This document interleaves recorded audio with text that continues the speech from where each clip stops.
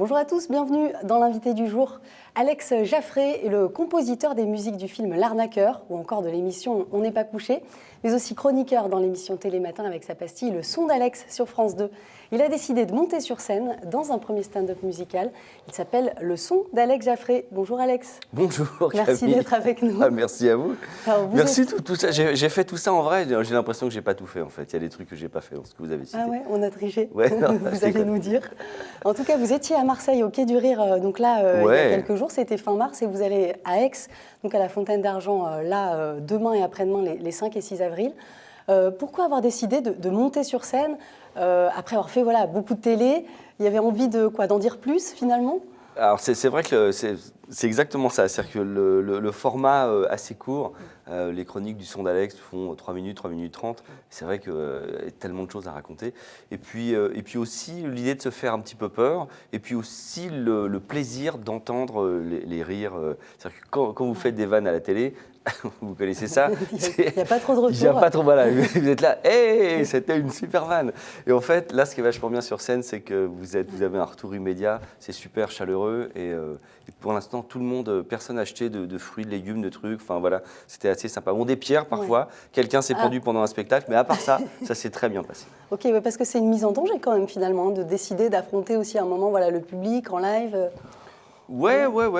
En fait, j'avais déjà fait un peu de concerts, de choses comme ça, étant musicien. Donc, j'avais déjà eu le rapport à on est sur des planches, trois marches au-dessus, et d'avoir un peu le cœur qui bat un peu trop vite. Mais c'est vrai que là, en fait, c'est la durée. En fait, c'est-à-dire que au début, je rigolais, et puis après, quand je me suis dit, waouh, une heure et demie, une heure comme ça sur scène, tout seul, même si j'ai un sampler avec plein d'extraits de musique. Là, c'est intense parce que c'est beaucoup de texte, en fait. Il y a quand même une préparation avant. Une préparation physique, les Jeux Olympiques quasiment. Hein. Voilà, non, mais il faut avoir l'énergie, c'est ça. C'est vrai qu'il faut éviter de picoler la veille. Je l'ai fait une fois, une représentation, et ça a à peu près fait ce que je viens de faire, c'est-à-dire le lendemain, ça faisait un peu comme ça. Donc on peut plus.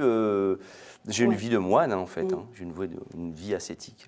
Il faut. Alors, vous nous livrez, du coup, tous les petits secrets, en fait, de l'histoire de la musique, l'histoire de certains tubes.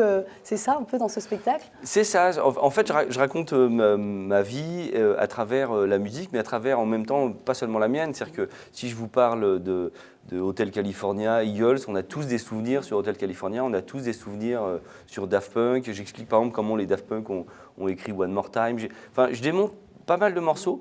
En fait, je rends grâce à la morceau. À la musique, pardon, à la morceau. On pourra changer cette phrase qui ne veut rien dire. Je rends grâce à la morceau. Est-ce qu'on pourra la remplacer par quelque chose d'un peu plus cohérent? Je rends grâce à la musique avec un peu de vanne, évidemment. J'explique, par exemple, que quand vous êtes à une soirée, vous avez la main sur le cœur et que vous chantez Terre brûlée, vous savez, les lacs du Connemara. Quand vous chantez les lacs du Connemara, c'est que vous êtes ivre. Il ne faut pas reprendre votre voiture. C'est une chanson éthylotest. J'explique ce genre de petits conseils simples comme ça. Moi, je l'ai apprise à mes enfants, donc c'est un peu dangereux du coup. Si déjà ils sont. Oui. Mais ils connaîtront les paroles, mais ils sauront que s'ils la chantent, c'est qu'ils sont ivres. C'est le signal. Et vous partez des premières flûtes taillées un petit peu dans les os. Enfin, il y a aussi vraiment. Des infos précises sur la musique, on se sent un peu plus intelligent quand on sort. C'est gentil, mais en fait, je ne sais pas pourquoi, dans le cerveau humain, quand on apprend des trucs, ça doit être chiant. Et quand on rigole, on n'apprend rien. Et en fait, je pense que c'est assez mal distribué et qu'on peut tout à fait... J'ai eu la chance d'avoir des profs, aussi bien en musique que dans la vie, hyper drôles. Et je trouve qu'on apprend tellement mieux en se marrant. Et je pense que la transmission... Enfin, j'avais envie de faire ça aussi. En fait, c'est pour ça que ça s'appelle Le son d'Alex aussi, parce qu'il y a un côté un peu leçon, mais un côté... j'aimerais être le prof que les gens auraient souhaité avoir en musique. Ouais, c'est sûr que c'est plus sympa. Alors, vous pourrez justement découvrir un peu son univers à travers sa performance. Donc, dans cette conférence TEDx, c'était à Clermont-Ferrand, où Alex nous parle de Sting. Regardez. Tel que vous me voyez là, regardez, de profil aussi, j'ai rencontré Sting.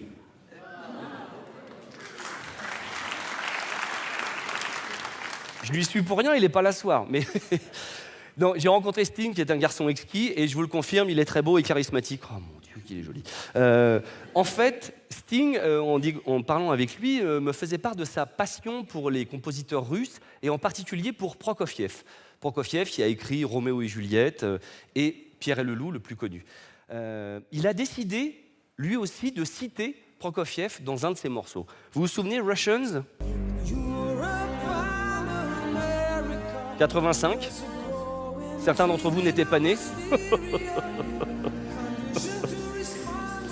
Alors, ah oui, ça fait mal, hein. Vous dites, oh, 85, mais non, j'ai des souvenirs de 85. En fait, dans ce morceau, il y a une mélodie incroyable qui ne vous a pas échappé.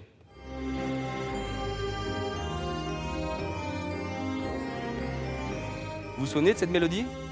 Si je la descends de 5 demi-tons et je la ralentis,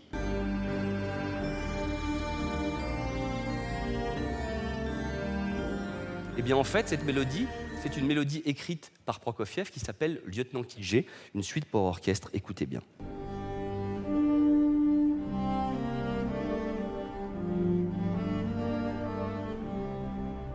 Et là aussi, vous pouvez l'écouter ce soir en rentrant.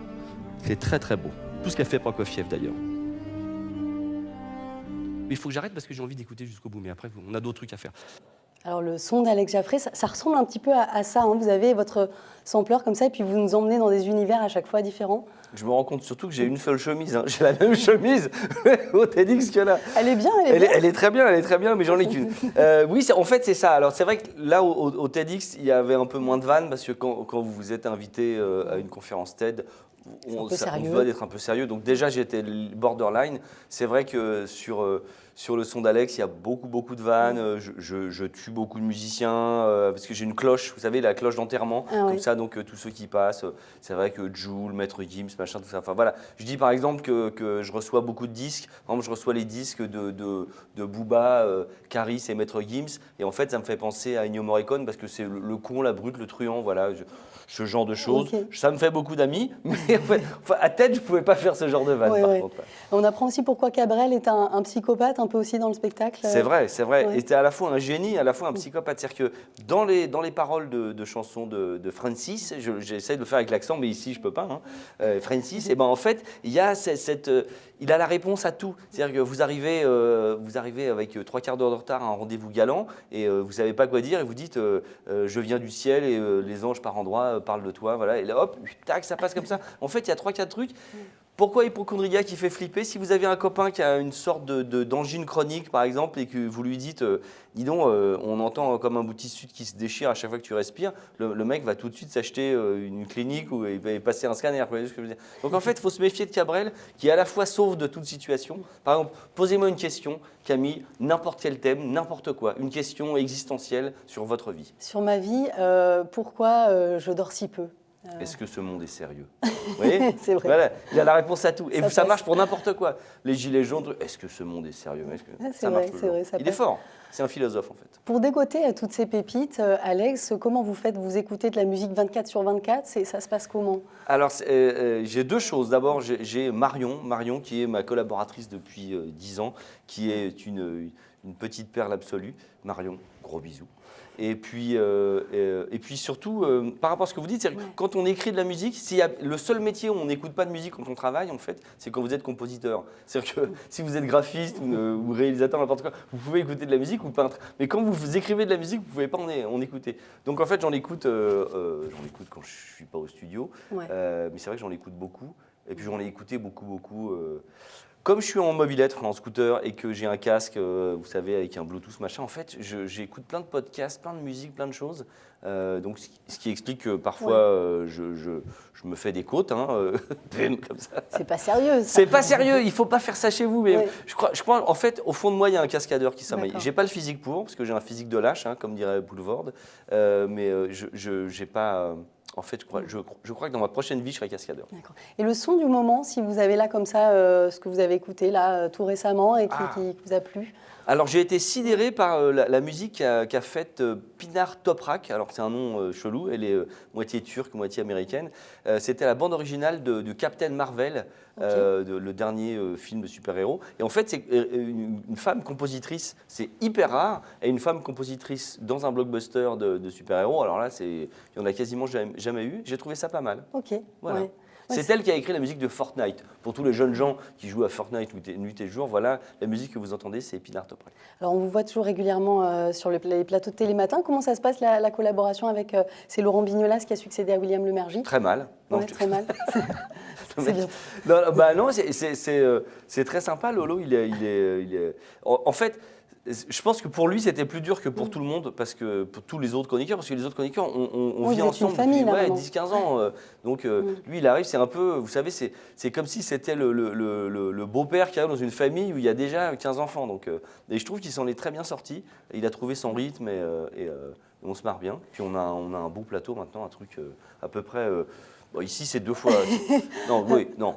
Le plateau de Télématin est 2 fois plus petit qu'ici. D'accord. Ici, c'est hyper grand. Oui, En fait. ouais. Écoutez, on va laisser imaginer ça aux téléspectateurs. Évidemment. Alors, un mot sur le secret de votre enthousiasme, parce que voilà, il en faut de l'énergie comme ça, voilà, sur scène, pour dégoter ses sons et tout ça. C'est une recette? Bah, je sais pas, oui, non. Il y a des jours où je suis un peu ronchon, Ouais. hein, voilà. On a du mal à l'imaginer, justement.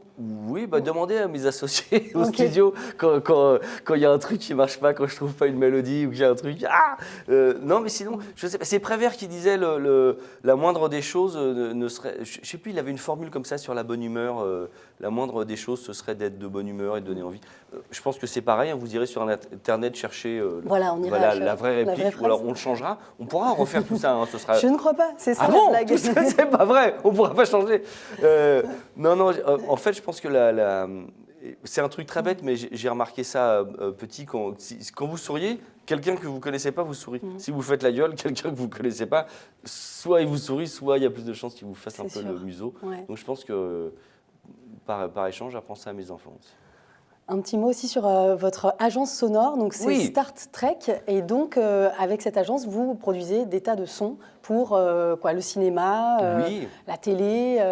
Bah, alors c'est une chaîne concurrente, mais quand vous écoutez TF1 et que ça fait les coupures pub, ça vient de chez nous. Quand vous écoutez les publicités Citroën, toutes les musiques de Citroën viennent de chez nous. L'identité sonore de Citroën aussi.